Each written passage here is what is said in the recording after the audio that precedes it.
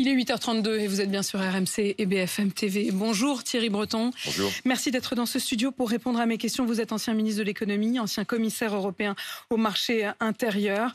Évidemment, votre regard sur cette nomination, François Bayrou, qui avait fait d'ailleurs de la dette l'un des enjeux les plus importants. Ça fait 15 ans qu'il en parle, bien avant tout le monde. Sauf que ce mur de la dette qui se rappelle immédiatement à lui, puisque quelques heures après avoir été nommé à Matignon, c'est Moody's, l'agence de notation, qui a décidé spontanément de dégrader la note de la France. Ça veut dire que la France, elle est sous surveillance. Est-ce que c'est pas une très mauvaise nouvelle, immédiatement comme ça, en arrivant à Matignon, Thierry Breton? Vous savez, les agences de notation surveillent, notent les États membres, les États d'une façon générale. Et c'est vrai que compte tenu de la situation financière de la France, mais Apolline de Malherbe, de la situation aussi, je n'ai pas peur de le dire ce matin à votre micro, d'arrêt de la France. Parce que la France est à l'arrêt depuis maintenant quasiment un an. On a 4 premiers ministres qui se sont succédés, je ne vais pas revenir là-dessus. On a les acteurs, les agences économiques qui sont à l'arrêt, qui attendent de savoir s'ils vont investir ou pas. On a vraisemblablement un risque de restructuration importante dans nombre d'entreprises. Oui, la France est à l'arrêt. Il faut un gouvernement. La France est à l'arrêt, il faut un gouvernement. Alors, François, au moins, il y a déjà un Premier ministre. Alors maintenant, il y a un Premier ministre, et puis surtout, la bonne nouvelle, si je puis dire, c'est qu'effectivement, et vous l'avez vu du reste sur le perron de Matignon, à l'occasion de la passation de pouvoir avec Michel Barnier, il a placé la lutte contre la dette comme étant le premier point de son intervention. Malgré tout, vous avez raison de le rappeler, les agences de notation, et la dernière d'entre elles... On va revenir sur l'argumentaire aussi de ces agences de notation qui s'inquiètent énormément justement de l'instabilité. La fragmentation, pour reprendre le terme de Moody's, c'était la dernière qui n'avait pas encore dégradé la France. C'est chose faite. Par contre, vous avez raison, on ne s'attendait pas à ce qu'elle le fasse. Maintenant, elle a décidé de le faire. C'est vrai que c'est un peu un signal d'alarme désormais. Et ce qui est intéressant, ce qui est important, de lire, c'est qu'elle indique qu'effectivement, on va être très nettement au-dessus de 6% cette année 2024 de déficit. Je rappelle pour nos téléspectateurs que 6%, ça fait quand même 180 milliards d'euros de plus qui vont dans la dette. Mais Moody's dit également que, sauf, je dirais, intervention assez significative, voire majeure, on devrait être aussi à 6%, voire 6,2% l'année prochaine. C'est-à-dire encore près de 200 milliards dans la dette. Précisément, et alors on va prendre le temps d'écouter ce que dit Moody's. Pour l'agence donc de notation Moody's, elle dégrade la note souveraine de la France au vu, je cite, de la fragmentation, comme vous le disiez, politique du pays, peu propice au rétablissement rapide des finances publiques. Elle estime aussi que les finances publiques de la France seront considérablement plus faibles dans les prochaines années que ce que prévoyaient les différents hommes politiques qui se sont succédés en raison d'une fragmentation politique plus susceptible d'empêcher une consolidation budgétaire significative. Elle juge la probabilité que le prochain gouvernement réussisse à réduire durablement l'étendue du déficit budgétaire absolument impossible. L'objectif, on va le rappeler, c'était quand même de passer d'un déficit public de 6,1% du PIB cette année à 5% l'année prochaine, déjà très loin des 3%. On se souvient des 3% normalement tolérés par la Commission européenne, par les institutions. Alors, Apolline de Malherbe, le rôle des politiques, et en particulier quand ils ont la charge des finances du pays, c'est évidemment de faire mentir les agences de notation.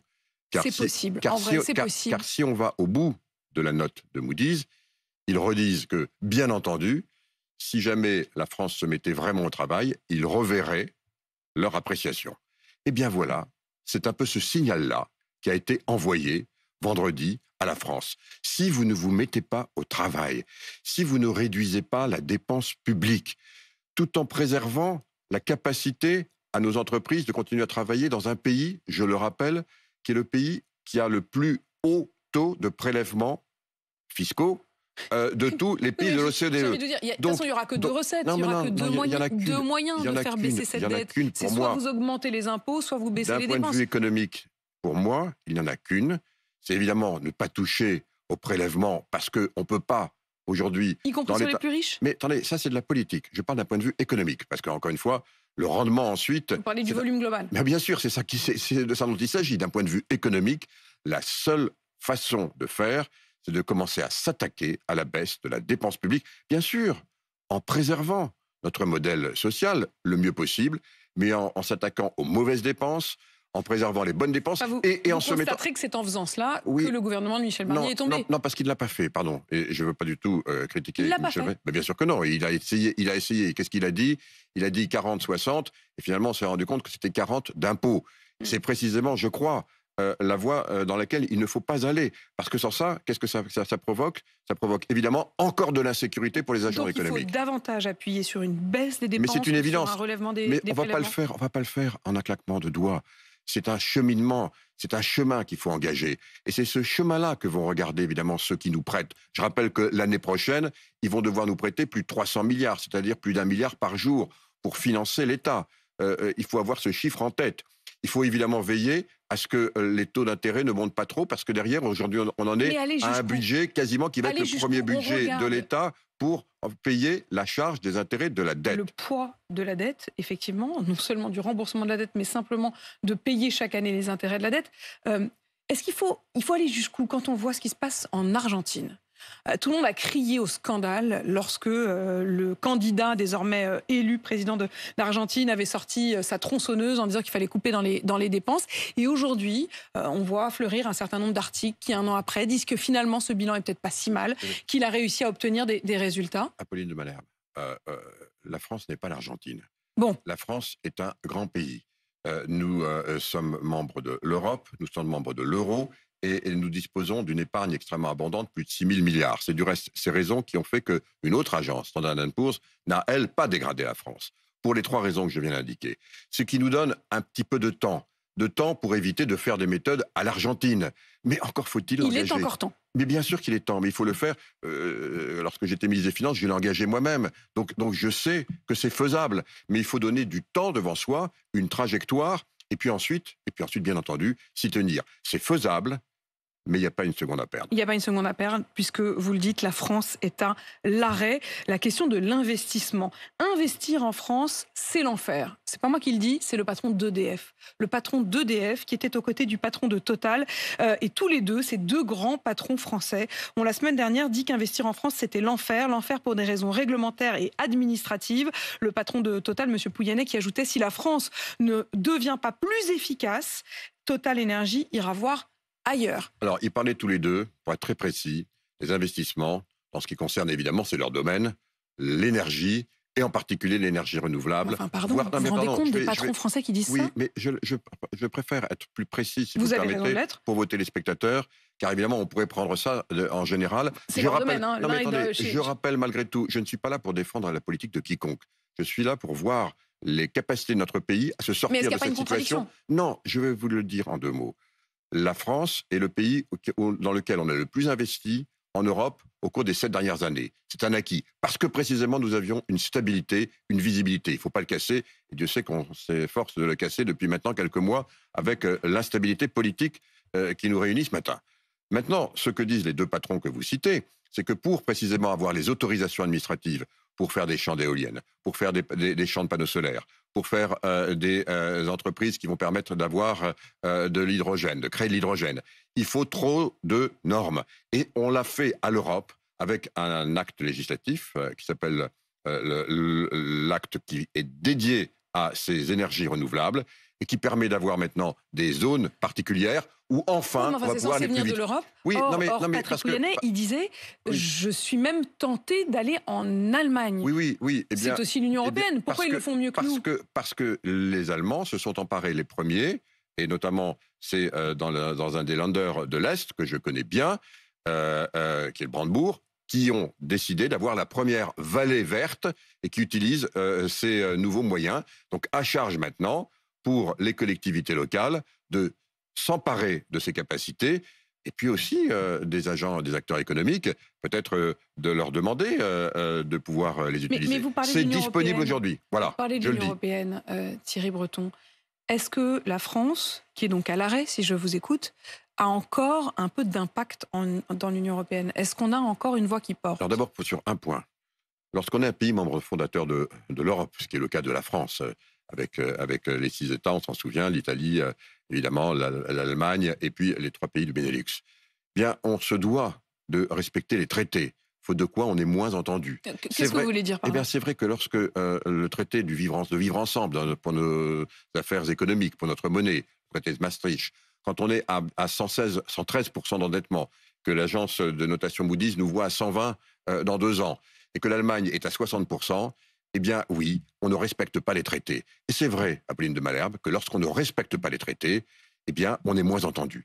Et je le dis parce que je l'ai vécu lorsque j'étais moi-même ministre, eh bien, dans les réunions des ministres des Finances, qu'on appelle l'Eurogroupe ou l'Ecofin, celui qui était le mauvais élève de la classe, et aujourd'hui, la France est le mauvais élève de la classe pour ses finances publiques, eh bien, on lui dit, tu fais le travail chez toi et puis tu parles après. Voilà, c'est ça la situation. Donc, c'est pour ça qu'il faut se remettre... Vous êtes très sévère ce matin. Mais je suis réaliste, je l'ai vécu, et c'est pour ça que vous m'avez entendu depuis des années, Apolline de Malherbe, dire qu'il fallait rétablir la capacité de nos finances publiques de respecter les traités, parce que non seulement c'est une obligation pour que la France continue à être forte, mais aussi c'est une obligation morale. Donc quand je vous demande est-ce que la France a encore un poids, est-ce qu'elle est entendue, vous dites bon c'est un peu de sa faute. La France s'est disqualifiée. Mais vous savez, en Europe c'est toujours de la faute, c'est jamais de la faute des autres, hein, pardon.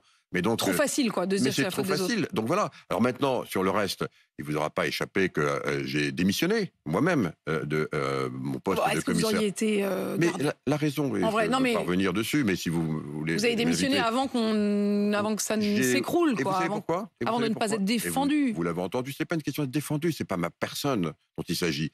C'est tout simplement parce que j'ai estimé, c'était mon estimation, on peut la contester, que la proposition qui était faite à la France pour son commissaire n'était pas, à mon avis, appropriée par rapport au poids de la France. Et donc, le président vous a pas défendu? Mais c'est pas qu'il m'a pas défendu. On n'est pas allé jusqu'à cette décision-là. J'ai estimé, en ce qui me concerne, que la position que l'on offrait à la France au sein de la prochaine commission ne correspondait pas au poids de la France. J'en ai tiré en ce qui me concerne les conclusions. Je l'entends parfaitement, mais Thierry Breton, ça veut quand même dire que le président de la République n'a pas suffisamment pesé de tout son poids pour que la position et la place qui nous soit donnée soit suffisante. Au regard de ce qui se passe aujourd'hui, j'estime que, en ce qui me concerne, je n'ai sans doute pas eu tort de démissionner.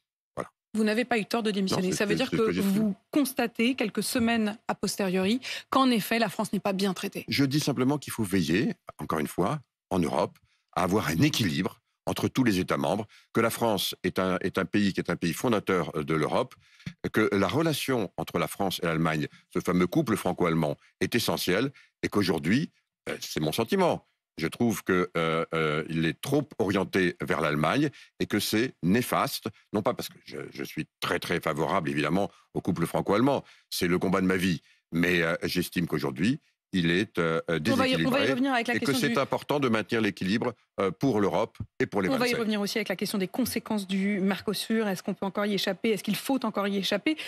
Mais quand je vous écoute, en effet, on voit que vous avez pris une forme d'indépendance, d'émancipation même vis-à-vis d'Emmanuel Macron. Est-ce que vous pourriez rejoindre François Bayrou? Non mais, pardon, mais la question, c'est la question de la France, c'est pas la question des hommes. Donc, si vous le permettez, je comprends très bien votre question. Je ne vous dirai pas, c'est pas mon rôle. Si on m'a appelé, si on m'a pas appelé, c'est juste pas digne. Donc le problème, c'est pas Thierry Breton. Le problème, c'est mettre en mouvement la France par rapport à ce dont on vient de parler depuis le début de notre entretien. Mais si vous pouvez être plus utile ici que vous ne l'auriez été auprès de la Commission européenne, vous le ferez. On verra. On verra, mais c'est absolument pas aujourd'hui la question qui est posée. La question qui est posée... Un peu là, parce qu'il y a des consultations toute la journée auprès de François Bayrou. Alors pour l'instant, il va parler avec les partis avant de parler avec les hommes. Si vous me permettez, je crois qu'il faut laisser François Bayrou travailler, éviter les petites phrases, les petites positions des uns et des autres. En tout cas, moi-même, vous l'avez compris, je ne rentrerai jamais dans ce jeu-là. Vous avez confiance en lui? Bien sûr, j'ai confiance en lui, je le connais depuis 40 ans. Et vous avez confiance en lui face aux difficultés dont on vient de parler? Mais il en est intimement convaincu. Il l'a dit lui-même, je crois, il l'a dit, on l'a senti, que c'était même un moment d'émotion. Il l'avait peut-être même pas écrit. Il a dit « Nul mieux que moi ne connaît la situation du pays. Je suis face à un Himalaya. » Voilà, donc oui, il en a conscience. Et donc, les outils sont laissons-le maintenant bâtir le gouvernement qui sera à même de relever ce défi. Et puis, il faudra se mettre très vite au travail. Très bientôt au travail. Les outils sont les mêmes. Pourquoi est-ce qu'il réussirait là où Michel Barnier n'a pas réussi? Mais Michel Barnier ne s'est pas mis au travail, puisqu'il a, hélas, et encore une fois, je le regrette à titre personnel, mais parce que, encore une fois, il a mis peut-être un peu trop de temps. aujourd'hui, bon, on va avoir cette loi spéciale, vos auditeurs le savent. Cette loi spéciale, elle commence à être étudiée aujourd'hui pour permettre tout simplement à l'État de lever les impôts. Avec 3 articles, tout simples. 1, autorisation pour lever les impôts. 2, autorisation pour dépenser exactement selon les mêmes critères que des dépenses en 2024. Et 3, autorisation de payer à l'Europe ce qu'on doit lui payer et aux collectivités locales ce qu'on doit leur payer. Voilà. Ce qui fait que la France, et j'ai cru comprendre que cette loi serait votée... Ça peut tenir, quoi. Oui, la France, encore une fois, ne sera pas à l'arrêt, ça peut tenir. Ça va donner du temps à François Bayrou et à son nouveau gouvernement pour réunir précisément ceux qui veulent s'attaquer vraiment au problème de la France structurelle, c'est-à-dire sa dépense publique, prendre le temps qu'il faudra, mais la France continuera à avancer et ce sera une bonne chose. Elle est politiquement à l'arrêt, si je vous entends bien. Il n'y a plus de projet qui soit fait. On voit effectivement le nombre de faillites d'entreprises qui se multiplient. C'est une préoccupation. Les inquiétudes également, bien sûr, des agriculteurs, notamment. Dans ce contexte-là, c'est aussi l'ancien commissaire européen que j'ai envie d'entendre. On a bien senti qu'avec Ursula von der Leyen, ça avait fini par se tendre. Mais quand vous voyez qu'elle part en Uruguay, qu'elle met en scène une signature d'un traité du Mercosur, dans un moment où en France, ça met le feu aux poudres, était-ce légitime? Était-ce possible? Était-ce une provocation? Alors, il y a 2 choses. D'abord, la légitimité. C'est vrai que ce Mercosur, ce traité, qui permet d'avoir, je dirais, une vaste zone donc, de libre-échange entre 4 pays d'Amérique du Sud et l'Europe, on en discute depuis près de 25 ans. 25 ans. Il y a 25 ans, Pauline de Malherbe, la situation n'était pas celle d'aujourd'hui. Aussi bien d'un point de vue industriel que d'un point de vue agricole. Et donc, je suis de ceux, je ne suis pas le seul, évidemment, en France, à estimer que les bases même de ce traité ne sont plus adaptées. Elles sont caduques. Oui, elles sont caduques à la réalité du monde. Je prends un exemple. On nous dit, mais c'est formidable parce qu'on va pouvoir exporter un nombre incalculable de voitures d'Europe. Mais aujourd'hui... Mais quelque chose dont on devrait se vanter. Mais aujourd'hui, malheureusement, on n'en exporte plus que 17 000 voitures par an. Vous savez pourquoi? Parce que précisément notre industrie automobile, c'est un autre des sujets de préoccupation pour moi, européenne, elle est en train de sortir du marché, en tout cas, des véhicules bon marché, que ce soit à moteur thermique, puisqu'on s'est dit qu'il fallait arrêter les moteurs thermiques, j'étais contre, vous le savez, en 2035, et non pas pour ne pas les fabriquer, mais pour les exporter, et également sur les véhicules électriques où les Chinois font des voitures 40% moins chères. Donc aujourd'hui, ce qui était un bon deal pour reprendre la table, il est plus adapté. Mais alors raison de plus pour ne pas aller le signer. Alors donc, effectivement, dans ce contexte, la France a dit à maintes reprises qu'elle n'était pas d'accord. Voilà, donc moi j'ai deux questions, mais je n'ai pas les réponses aux 2 questions que je vais vous poser. Je ne sais pas si Ursula von der Leyen a prévenu les chefs d'État qui sont contre avant de partir. Il faudra lui poser la question. Si elle ne l'a pas fait, moi j'estime qu'effectivement... C'est une forme de trahison presque. Je n'irai pas jusque-là, mais quand on sait que les conséquences politiques que ça peut avoir dans les pays, on y réfléchit. Et deuxièmement, est-ce que les contenus ont été aussi discutés au collège des commissaires avant? Je ne sais pas, il faudra poser les questions. Et en tout cas, au minimum, en posant ces questions, vous montrez que vous avez un sérieux doute. Merci Thierry Breton d'avoir répondu à mes questions ce matin, ancien ministre de l'économie et commissaire européen au marché intérieur de 2019 à 2024. Votre verdict sur l'état de la France aujourd'hui qui est très sévère, une France à l'arrêt en attendant donc qu'il y ait ce nouveau gouvernement. 8h51 sur RMC BFM TV.